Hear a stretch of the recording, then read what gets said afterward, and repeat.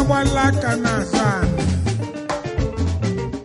onye jiji ga na-akọnye ji n'anị YPP ọfọlụ ga-eji YPP mana ọ bụzi onye agwaziri okwenụ aka ji akwụkwọ ndụ anyị abịawo eze anyị abịawo eze ndị eze anyị abịawo n'iru gị anyị abịawo eze anyị abịawo n'iru gị ebighị ebi ike bụ ebighị ebi ike bụ Chukwu ebighị ebi ike bụ ebighị ebi n'ala ekene gị ebighị ebi ike bụ ebighị ebi ike bụ ebighị ebi ike bụ ebighị ebi n'ala ekene gị n'aha Jizọs Amen. ike na ọbara Jizọs Amen. eze ndị eze Chukwu okike abịa ma onye maara ndị okenye ma ndị okenye amaghị ya anyị enyeghị ekene n'ehihie a anyị akpọkuo gị n'ihi na ịbụ onye na-eme mma echeta obi esi ike ebube Chukwu ọma anyị na-ekene gị maka na ọ bụ na mmeso ọma gị na ebere gị iji mee ka anyị juo dịka eze azụ na mbala Chukwu nwa nara ekene nara otuto nara ija mma n'aha Jizọs. Amen. Chineke anyị ji hiri isi anyị ji gbelu ntọala anyị ka ịbụ anyị wee na-asị ka anyị lụta gị n'ụbọchị tata n'ịmakwa na akarị aka o meghị na mberede anyị wee na-asị Chukwu na ihe anyị na-ayọ ka ebumnobi anyị na echiche anyị na ihe niile anyị ga-akpa n'ụbọchị taa n'ebe a ka ọ bụrụ ihe a ga-eji nye nsọ afa nsọ bụ otuto nke ọma biko ga-enyere anyị aka ka ọ ga-abụ anyị mesi ihe niile anyị ga-eme otuto na mbuli elu bụrụ nke aha Jizọs Kraịst bụ onye nwe Amen. afa nna Na nwa na mmụọ nsọ. ọ n'ọgba ka YPP batara ọrụ ukwu na Anambra niile ebe YPP dị na Nnewi zone Anambra South. Anambra South onweghị ebe ọzọ ọ dị, ọ dịghị na Central nke o ji adị na North. O wee chọọ na ya chọrọ ịba agụ Ọka, o wee yọọ ka akwado ya onye maara onye ọbụ ma ọ bụ onye ma onye ọbụ ịchọ ịjụnụ ijube ese nke o mere eme amaghị nke o mere eme na nke ọ naghị eme eme nke ya aka nụ. Anyị wee gbakọ ebe a ka anyị bụrụ ndị ga-achụrụ ya nta nkwado, ka anyị jụọ esie, ka anyị mara ihe ọ na-emegasị politiks nke ka m si mara abụghị nke ndị gawu. Ọ na-emebu eme anyị wee na-atụ anya na nke ọ ya eme kịta na ọ bụrụ na enyi ya oche na-agụ Ọka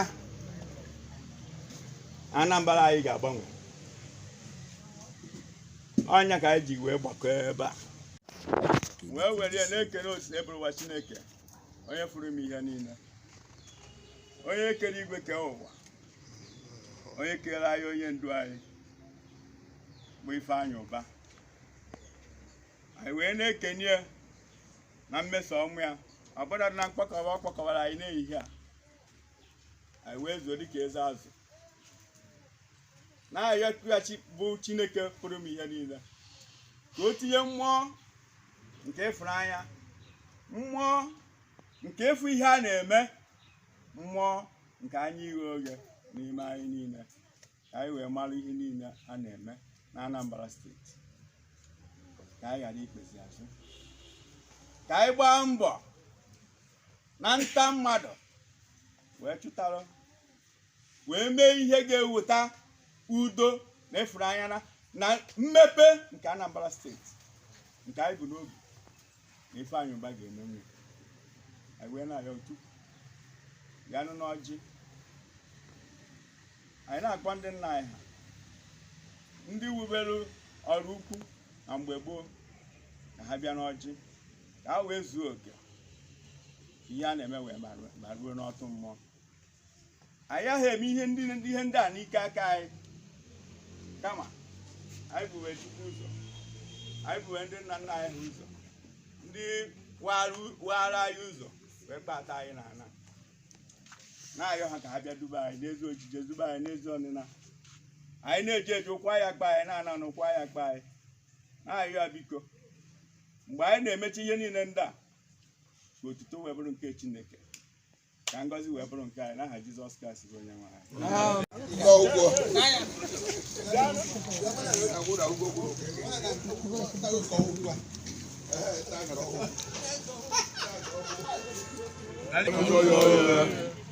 YPP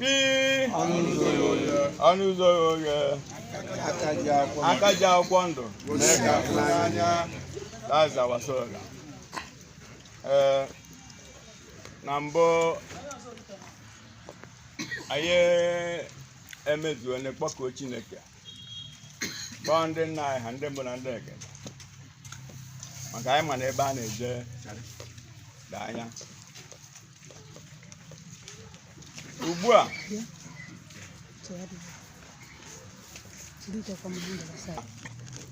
ụkpaka na-agba n'ọkọchị, na-agba n'udu mmiri. Ọ na-abụ onye a kpọrọ YPP na ntị, ọ sị ikuku ọzọ ka ya nụcha ihe i kwuru ọfụma. Ịkpọrọ Ifeanyị Ụba, ọ sị na ebe a na-eje. O nweghị onye eji ụdọ wee dọkpụta ebe a, ọ bụ na mmasị ka anyị ncha niile ji wee nọrọ ebe. Anyị wee na-ekene Chineke na anyị ndị nọ ebe a bụ ndị ihe ọma na-adị mma, maka na mgbe a na-akpa nkata na YPP ya abata ọrụ ukwu,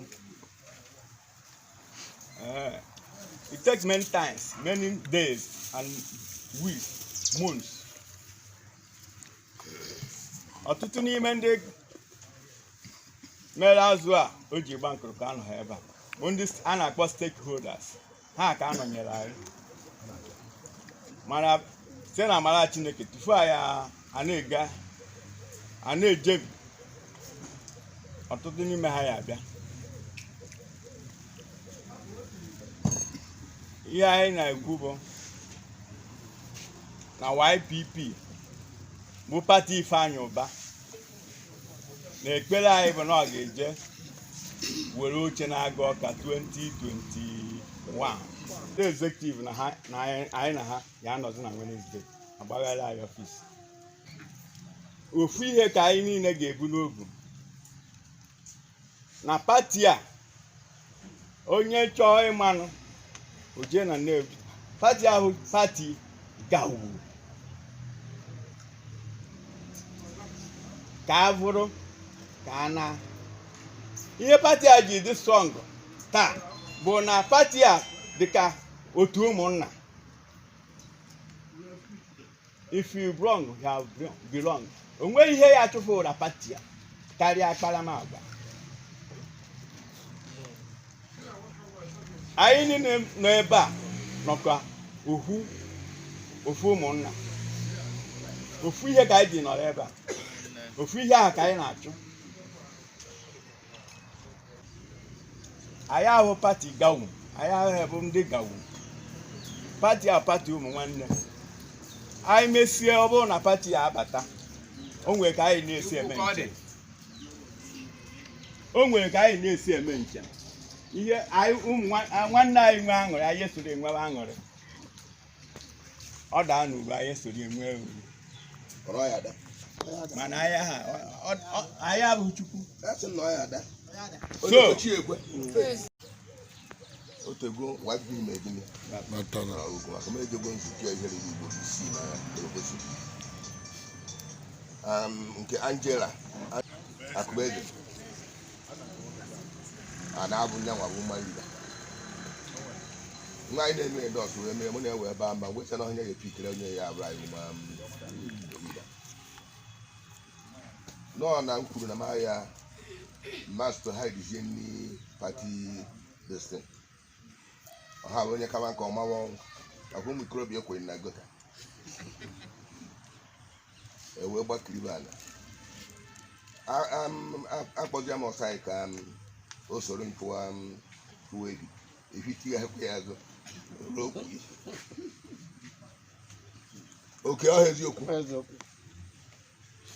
maka ere efuru m elesi m ihe nke mbụ nke onye anyị emewu ewenye nọ maka ihi na ikekwe na eru ebe ahụ ebute ego ọ bụ eruzi ebe ahụ ebuteghị ego ihe abụzi ihe ahụ e nyere gị onye ma na ya ma azọ ma ọ na ya adịghị redi ya kọmiti n'anybody maka onye ejighị ego na nna ya na-ayị oge nche ọbụla andị ọzọ dịka nwanne ya unu fụta na ọfụma ihe nji wee si onye fụta ya fụta ọfụma bụ na eruru m n'isi mmiri nọ na m etighi kọpụ kute ekute ọ ihe ya azụ ọrụ ukwu agwa m na okwu ngwa ruru mbọsị ya na ọ bụghị ka eje fụta ego na onye ahụ mkpa anyị ọnụ ọka azagodo aha gịnị aha ọrụ nọ ya emerue n'isi na anya ya dị na nkwa ya bụ ejere asa na etegide korota wee ruo na mba n'eze mebe m tere mma ime kechi na ha etekorota na kichin n'ọnya terugodo anya n'eze nwebe m nọọsụ mee ya ka nye me gịnị Chineke eme ebere ka o wee mee anya ahụ ya n'anya Jizọs na ihe nna ya unu bụ nke Wednesday ahụ onye ọ na-arụ ahịa ụka si asị na ndị si ji emeghe na girigiri bụ ugwu eze ezue nọrụzie asị na ọ bụkwara ihe ha kwuru ọ bụ mkpa ha na ọ mkpa anyị na anyị nwekwa ọdụ mkpa oge aha iwe ahụzie ya esi na anyị kwadoro ọfụma kwuru na ihe a na-eme kwuru ihe ya pụta na ya na anyị dị ya emezitụkwara ha anyị enwe mmiri kuru aṅụ enweghị anyị ata ọjị na aṅara mee gịnị kpee ekpere gbasaa ekele m YPP ka ọ ka bata n'ọrụ ka ndị Orugbo aka mara maka YPP so wee kwuo otu a Ifeanyi Ụba nọ wee na-azụ elekshọn wee na-azụ gọvanọship na anyị bụ ndị Orugbo na anyị nwa bụ ndị Orugbo enye sọpọt agwa gbagharịba eji mbeba gwa okwe wee kọwalị ya sị na egwu ya chọ ka anyị mee maka ndị Kajdem Young nọkwa ndị YPP mana efuru nke ọgụ otu esi wee nwa afọ Igbo efune ụmụ ụfọdụ n'ime anyị ọgasị ebe a so n'afọ Igbo efune so ndị Kajdem Young wee bịa sị ka anyị bidio ihe ọgụ ukwu ka ọrụ ukwu a stand ya eji mbeba gwa okwe wee yọọ ya ọha akpọ m bọsị m jekwu Babogo ka mụ na ya tim ọgụ ka a rụọ ọrụ Babogo wee sị na ya ma gbuchi ama na-ayọ ya biko ka o wee chairman ọjụ sị maka ka nọ na vice n'otu onye alụwa ibe chairman ike agwụ ya chairmanship a nabatakwara mee otu esi wee kwu anyị daa akwụkwọ ndị executives fọdụ ọlọba ha nwa gosi ya wee tinye onwe ndị so m wee jee mkpọ na mitin nsekwiso wee jee ya mitin aje na nke Nsụka oge anyị rute na mkpọ fast na arụkwu ndị Orugbo the best na ọ dị ka anyị na anyị pere aka apị wepụtasị ndị ọkpọ mmadụ politicians wee tinye under this forum mana already ka anyị na-afọm ya mụ na Babogo na ndị executive mụ na as acting chairman as of then I'm acting chairman so I went to Valo kedu ka anyị si wee mee n'ije water Ifeanyi Ụba na-eje to every local government all the 21 local government in Anambra State Ifeanyi Ụba jebọdara one by one mana mụ achọkwa na forum na ebe nchọ ịnọ na the party structure which is the YPP so anyị ruo Obosi yes ejekwu the party chairman of YPP wee gwa na anyị nwa si Orugbo wee bịa na anyị na-achọgharị na amarịta ya eme o wesị m nke ndị m na-aso mgbe ya ọsị m kpọtara ka anya ya oche na onye ji wee mebụ chairman n'Orukwu a na under YPP na-eli mpeli na ọ dị agbaso na ha gbamiti ọ da-abịa mụ amara onye ọrụ agbapụ m onye ọrụ mụ ajụkwa onye ọ bụ so anyị na-aga ebe a ka nọ wee nabata anyị nwa bụ ndị Orukwu o nwere ụfọdụ n'ime anyị n'ebe a so weje Obosi that day mfu this banner assassinate table na each ward afro nke ndị Orukwu nsi anyị mba na nke ndị Orukwu agwasị na ya ego ego na ya akwụ ụgwọ na-eji ego wee mie nọ 5,000 anụ ebe a wee 5,000 ebe ozugbo agwechinye anyị iji gosi na ya gwuo memba so anyị ejisi bata anyị jibere n'udo batawa n'udo na ọṅụ ihe a dị weje from Orukwu Amadi 18 one bus juru eju anyị batawa n'udo na ọṅụ oge anyị bata ejikwu Baba Okwe as the vice chairman ọma acting chairman then ya na wee bụrụ acting vice chairman wee bịa ka anyị si wee je ya na o kenekwa m ọfụma ka anyị na-ekwu ka anyị si wee je mgbe na-agwa dat na kere anyị maka moto ego moto o wesị na-enye m 10,000 Tochukwu Ndụ Agụba ọ na ebe a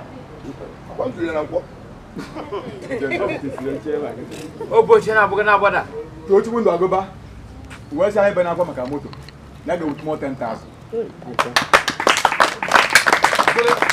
ọ bụghị na ego mmadụ na-aba weta bara nnukwu uru onye moto bujela anyị Obosi bụ echebe anyị ihe a jire 10,000 nke Baba Okwe weta ka a ji wee mezu weta bana oredi mụ na-achọ ọfis ebe anyị ji emela ọfis maka Emeka Iwu-Chukwu nke ibe na-abụ maka ibe na Orukwu o nwere ndị na-ebe amala onye ọgụ ọ gwara m wee sị m mgbe ọ na-achọ ime mitin ihe gbasara Ifeanyi Ụba ya bụ nọmba 1 stakeholder anytime anyị chọrọ ije n'iwe ma ọ mee mitin ọbụla anyị mee ka ọ malụ ya ga-eweta gaji ọkpọ mitin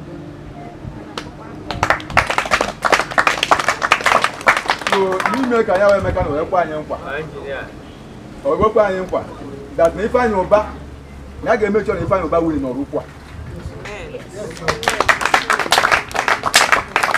ka anyị na-ekwu ya ebe a ka ọ na wee kwuo wee gwa m na ifu na ọrụ ọsọsọ nyanwa bụ the stakeholder na ọda Ifeanyi Ụba na-ejisi na onwe ya John Igbo Serious John ya Bozak John ya ndị na-enye Olisa enyi na Orukwu John ya oke nwoke ede John ya Pope John ya ọtụtụ n'ime ebe ma Gozie Igbo nke na-ad film John kwa and others ifuru anyị nwere ọkpụ mmadụ so ha nwakwara anyị ume anyị gbawa mbọ gbasiri ike na ha nwa na-abịa n'ego na ha ewepụta ego wee sponsọ Orukwu emechọ na Ifeanyi Ụba na ha dịlibere Orukwu maka na ebelivu na Ifeanyi Ụba ligo tomorrow anyị chenụ n'ebe anyị nweta benefit ya mana bido ọ bịara Obosi bọsị anyị jere Obosi nya Ifeanyi Ụba na ebe a wee kwa anyị nkwa na ọ bụ na anyị tụọla ya akwụkwọ as gọvanọ ya weligo as gọvanọ na ụmụ anyị ndị n'ebe a dị iche iche enwecha ọrụ na ọ ya aga ụmụazị gosi akwụkwọ pụta deche university pụta a na-akwụghalị there is no industry na Anambra steeti ebe a ka ọ na-ewekwa anyị nkwa na ya alụ acquisition center ebe a na-akụzi ụmụ anyị ihe gbasara ọrụ aka ya alụ ofu na Anambra South lụọ n'ofu na Anambra Central lụọ Anambra North na ọ na-alụsịzi anya nyetu ụmụ anyị n'ebe ahụ eje mụnwa ihe dị iche iche onye pụta nye ihe ego gbana ọkpụrụkpụ wee bido nke ya biko ka ọ na-aka ọdụrụ isi so na Ifeanyi Ụba na-egebe ntị na Ifeanyi Ụba na-aza mee ka mfụ n'anya abụrụ fancy maka na ọ na-ekwu ọ na-eme anya mgbe o ji asị mee ka mfụ n'anya ụgwọ anyị ji Ifeanyi Ụba ụgwọ anyị ji ya bụ ịtụrụ ya vootu atụrụ ebe selụ ọnụ ụzọ oye ebe sọrọ ọnụ ụzọ oye ịfụrụ ebe sọrọ ọnụ ụzọ oye ya fụ the dog fụ onye ji akwụkwọ ndụ n'aka ya igbo ebe gịnị ije na-akụ ebe ahụ ọ dị anyị dịkwa YPP nye aka ya ebe ahụ aka ji akwụkwọ ndụ gosi anyị ka ịfụnanya onwe kwa ihe ọzọ m ekwu na ha ekwuchasị ya n'okwu niile ka anọ ka ngụzi ya ha okwu a so ihe m na-ekwu n'ebe ụmụ nwaanyị si nọrọ biko ana m ayụ unu maka Ifeanyị Ụba unu fụta n'igwe ka ekpere na ya maka na owu inuo ọ ya emeta anyị biko onwe ihe nwere ike ikwu na abụ ya anyị agbasa ụmụ nwaanyị biko unu eche na onwe ihe mma abụọ Owele one day we one office Ifeanyị Ụba. Amị office no na bie. We je na ba we ruo. We funda akpụ dị na here. Ha magoro onye mbụ already. Mo we call say ha we stand mass Ifeanyị. Val. Ozugbo. To God be the glory. Obu no never that money. Val we say ha Igbo kedu. Call like Sarah. We were like a bomb like Ifeanyị. At the end of the day, Ifeanyị got 200,000 naira. When we are ready, we were 200,000 naira one nata on it. No, that was 4. We put the name. What's the how much here? We can go. Come we work for 60,000. We will come friend. Hey.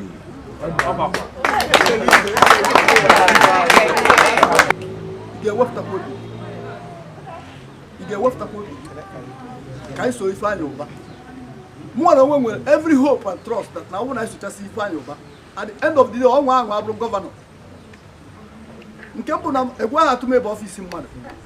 No, eju na ya heme. Mo na nwa deputy in office. I'm Messi Apostle. When na-eje ebe ọ na-eme n'ọrụ ukwu. Kana mba niile. I conquer ukwu first. Yes. Ebe ọ bụ na anyị nọ, Emmanuel na-eme gịnị? Ebe anyị anọrọ, ọ na-eme gịnị? Ọ na-emegoro ebe ahụ, ọ na-eme. That is my slogan. Anọ m ebe a taa maka na ọ na-eme. Yes. Kụwa n'aka. Anyị na-eje ebe ife a ga-eme. Before I convince him, wee bata ebe a. Eme investigation. Mine na dem a good foundation. Dịka o si ọ bụghị gawo wee si na mma abata asị na mbụ onye apụga na maghị ekwe bata nsị a na-apụga emega expire ọ na-aka apụga emega expire nweze anything like gịnị apụga party a have come to the place apụga ọ bụrụ na ị mara ọmara atọ ọ pati ndị Igbo so you can say maka apụga old story 2002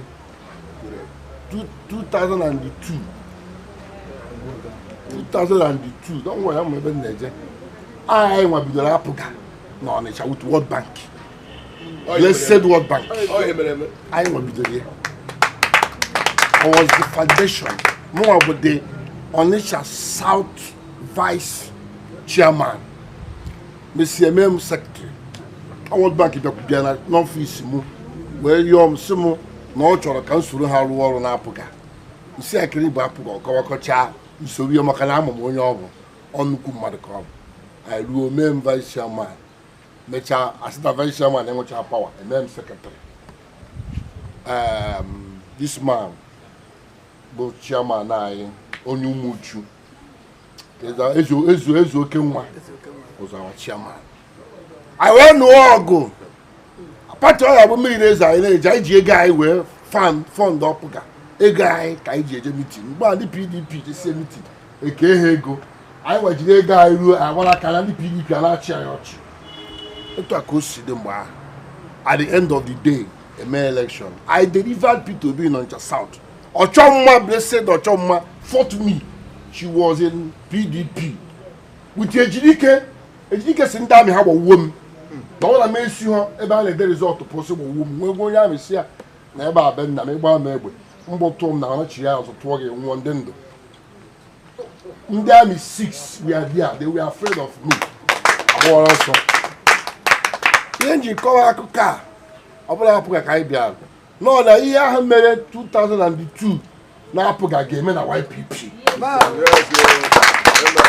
anyị ga-eji ọbara anyị wee nụọ ọgụ wee tinye Ifeanyị Ụba maka na anyị ji ọbara anyị nụọ ọgụ wee tinye Peter Obi I job I no go. We see Peter Obi. We came out because Anambra State. Anambra State. Anambra State na mwa. Anambra State na. Etu Anambra de. Anambra is gone. We need to come out. Were ikai we no ogo. I tinye Ifeanyi Gini Uba. Oba de na ochichi we mepe Anambra Youth. Mepe Ifeanyi Uba Football Club. When the most known as governor say, what have you done?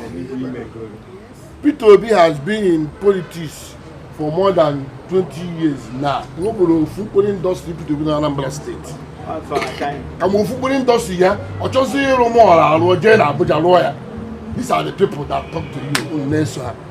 But this is the one. They are all stadium in Anambra. All in Anambra, you think when you have a team of football, as non-governmental person. How much more over government? You work at Anambra State education. I let you go out every day. Let you go out 1,000 no go out. When if I you back with I go out, I got go working no way go governor. And he will do it. Okay, maintain here. I get the any or enyi na abata aga asina Africa turn enyi ta high chief Chinenye Olisa enyi oruku ana agugu aga ma aga ya go back to the side enyi oh how was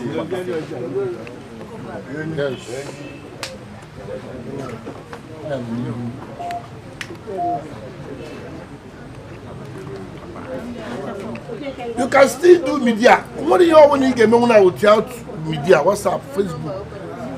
Banye may send like one day mado no YPP car. What's the boss? Once you start spreading the news, people start buying the news. Some people are whatever now. People are confused. Anambra State. Anambra is as confused as now. We need to take the gospel, the good news of Ifeanyi Uba everywhere. I got you over money. I get you so your I get you so your outside beyond Oruku. It then media Anambra Central everywhere. Can the mother water only this man?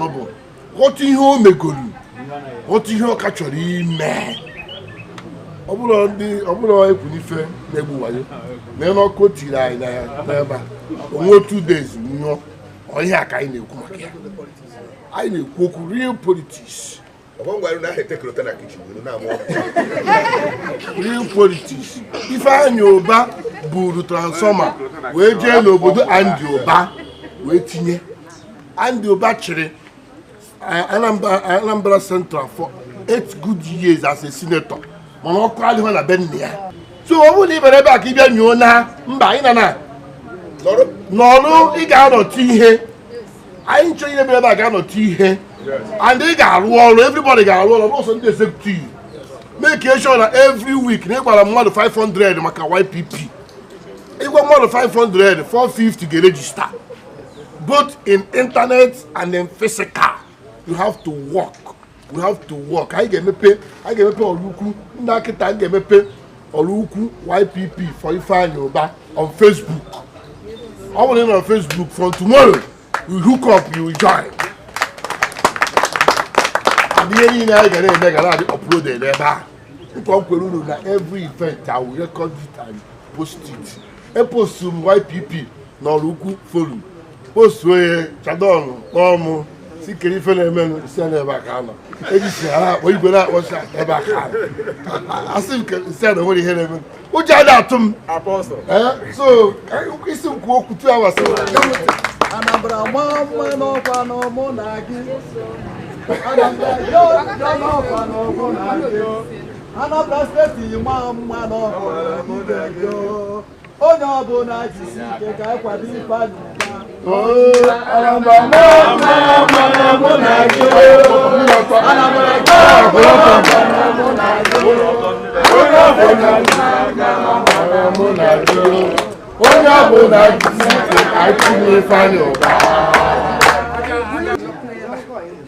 ihe niile a na-ekwuta ọmakasị tọkwa ụtọ mana ihe na-agwa ụmụ nwaanyị ibe m pụta na n'ụba ka anyị toro n'Ifeanyị Ụba maka na Ifeanyị Ụba ga-eme anyị mma unu na-abịa unu akpọrọ ndị mmadụ pụta na ụmụ nwaanyị ise biko ofu onye ya abịa ọkpọrọ ụmụ nwaanyị nọ ofu onye ya abịa ọkpọrọ ụmụ nwaanyị mgbe unu ya ekpọtacha ha nche niile ebe eju so anyị ga-atụrụ Ifeanyị Ụba akwụkwọ ọnwa inuo onye megịnị onye hapụ anyị ọ ga-eme anyị mma. Yes, my son. Somebody knock here, My son, we have name. O nwere structure anyị na-achọ ka ọ baa na village etu anyị si nọrọ na-ege ntị abata na n'ibe na abụọ abata na Dimụbana Nkwele onwe ofu mbọsị anọkọta ha a na-ajụ ka ndị n'ihe a asọ YPP ọ ga-eme ka anyị nwee mmadụ karịa ofu mbọsị kwa nzukọ a kịta anyị na-akpọ anyị na-akpụ ya oge ọbụla mana nke vileji mbọsị ọbụla ekuziri nke ahụ ti vileji nwere ike kụrụ ogene na-agbagota enwere ike ibe na esi ajarị rie ogwu ọkara na-agbagota ndị ọta a na-agbadata amaeze a na-abịa YPP bụ ebe n'ụzọ ahụ oghe onye ọbụla batara nọọsụ onye mụnwanụ ya betagoro onye ka ndị o nwekwara ebe nọ mana mụnwa na-anụsi ọgụ ike esi na mma abịaghị iwe and ka ndị na ya onye ọbụla ka ihere ya n'ime anyị n'ọrụ ukwu a ebe ọ bụla anyị sọpọtụrụ Ifeanyị Ụba anyị nyekwa ya bilivu n'ọrụ ukwu a dọtara ndị ebelivu na ya enye as far as I'm concerned. My son. Yes. Enyi ọrụ ukwu ndaji. Ị gwakwa ụmụ nwaanyị ama eze niile otu ọbụla esi mmechakwa nwekwa ka m si emekwa ya ịghọtago so ihe niile kwuru sọpọtụ ọfụma onweghị onye ya regret ihe ọbụla as far as I'm concerned. Enyi ọrụ ukwu.